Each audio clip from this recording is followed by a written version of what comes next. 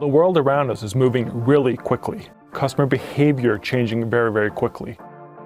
We knew that we'd have a problem with all these fintechs and startups coming, so we knew that we had to do something, and that's when the idea of an RPD came up.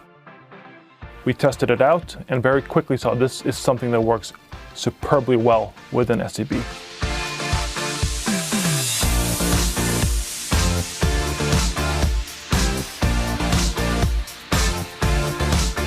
So what is RPD? It actually stands for Rapid Process Digitization. In the fall of 2014, a bunch of us from the GEC took a trip to Silicon Valley. We were actually sent there by Marcus Wallenberg. We said, just go out there, visit some banks that have come further than we have on digital, visit some startups, visit some incubators and accelerators. And we came home extremely inspired. We developed Vision 2025, we launched the Innovation Lab, and then we started looking at becoming more efficient in how we run our processes. And that's when RPD came in.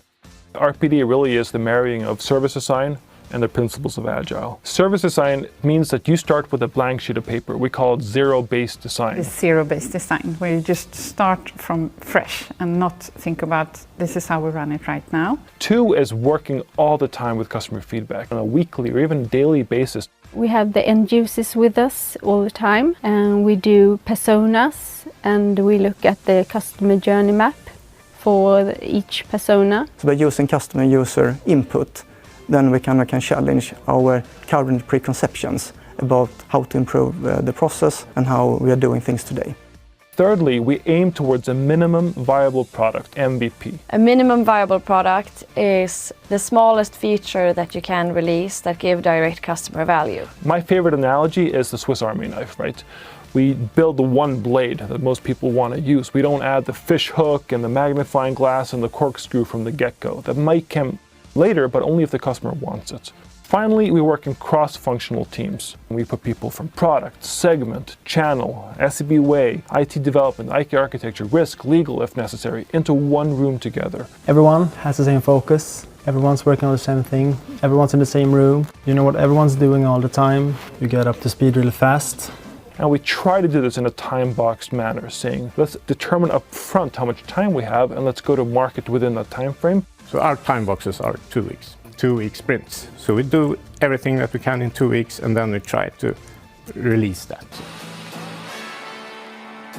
So with the very first RPD project, of course it was a challenge. What's this thing? Why does it have a weird 3-letter acronym? I wouldn't say that it's been a smooth ride, absolutely not. Where do we sit? How do we free up resources? How do we get them to move in with us? And who is going to run this, right? Who is going to be the concept owner? We felt very early on that it suited the SEB Way team and the SEB Way methodology very well. We focused early on a lot of team building, adding this sense of fun and this sense of sort of adventure to the team. And it was very helpful that our CEO was very much behind us and giving us sort of the push. So far we think the RPDs has been very successful. So if you look at where we're standing right now, we have closed 2 initiatives. We're running 3 at the moment in parallel, and we're also starting up a couple of new ones. Now you can actually become a customer in less than 50 seconds. We've reduced the time spent on a credit application with 30%.